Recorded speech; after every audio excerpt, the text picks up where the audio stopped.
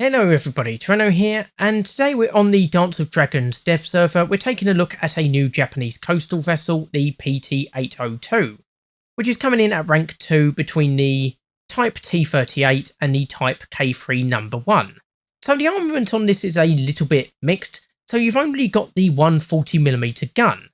So that's going to be quite effective against hard targets, so it's got a fairly good penetration, 69mm at 500 meters. And it also comes with HE shells, so it should be good against both armoured and soft skin targets, but you don't have any faster firing weapons like 20mm autocannons, so you have only got the Bofors, and it is mounted at the rear of the vessel, so if you're charging at an enemy to fire your torpedoes, it's going to be in a bit of a blind spot, but if you're trying to get away from enemies, you can just fire away at will.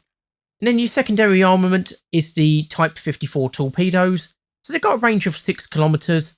They're not the fastest in the world, only 27.6 miles per hour, but you can also fit these T-37 rocket or mortar launchers that are at the front of the vessel here. And they've got quite a bit of explosive content, so 25 kilograms of TNT equivalent, can penetrate up to 65mm of armour.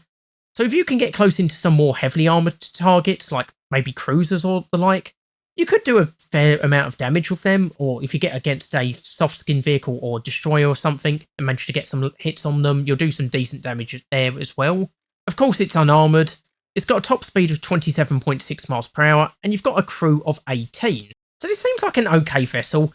It does, of course, fill in the gap between the T-38 and the K3. So the T-38 has torpedoes and one 25mm cannon. The K3 has a 40mm cannon as well, and 3 25mm guns, but no torpedoes, although that can be fitted with depth charges. And of course, there was a 1.3 gap between those two vessels, so adding the PT-802 does help fill that gap in. I haven't got very far on the Japanese coastal tech tree, so I can't say how the previous vessels perform compared to this, and unfortunately I can't take it out for a test drive, but yeah, this seems like a decent addition to the Japanese tech tree. And I think Japanese coastal players will probably have a decent time with it, although it's not the most groundbreaking addition to the game in the world either. Like I say, I think it'll perform decently well. Anyway, that was just a quick video looking at the PT-802. Hopefully you've enjoyed it, hopefully you'll join me for the next one. I've been Treno, and I'll see you next time.